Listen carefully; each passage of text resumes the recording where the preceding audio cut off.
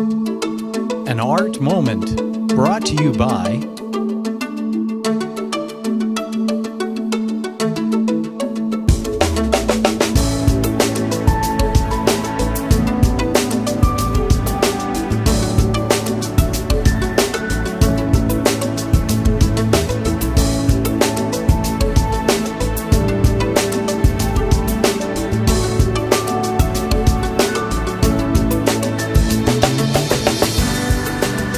Welcome to Envision 2014, and we are here with a wonderful painter, Cynthia McGregor.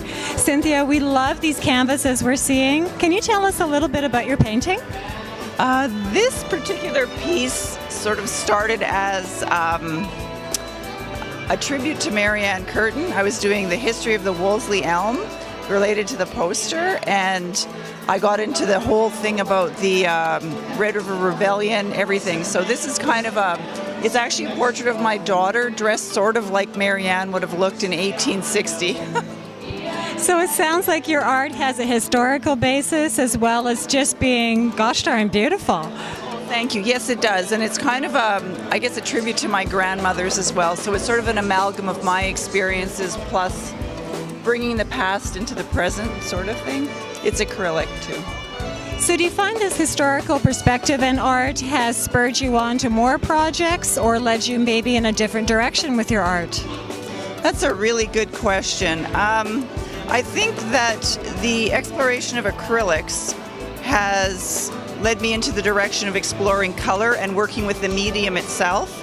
But most of my work tends to go back to nature, right? Like even the one I've got over here of the garden, I don't know if he wants to take a shot of it, but it's always nature and color.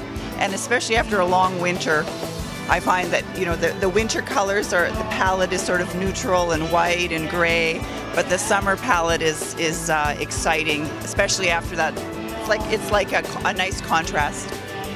Well, nature, color, historical, family, that sounds like what we're all about here in Wolseley. Are you based in Wolseley? Yes, I am. I grew up on Walnut Street. Wonderful. So all of this is in your background. So it sounds like you talked about your daughter and perhaps there is a teaching aspect. Do you ever teach other people about what you do? Yeah, I'm a teacher, and I also did a couple of workshops at Artist Emporium on color theory. So we have some workshops and courses that happen here at the center, which means we've kind of become a teaching center as well. Can you tell me what you think about the community centers in the role of teaching art and music?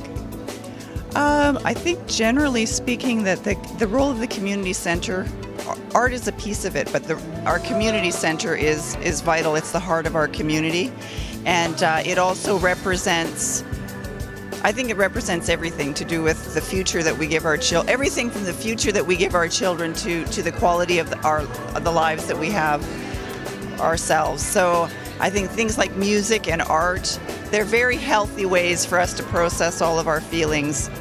And definitely the means to do all of that, the place to do it is through the community center. It's sort of the connection between all of that, and it makes it all happen, right?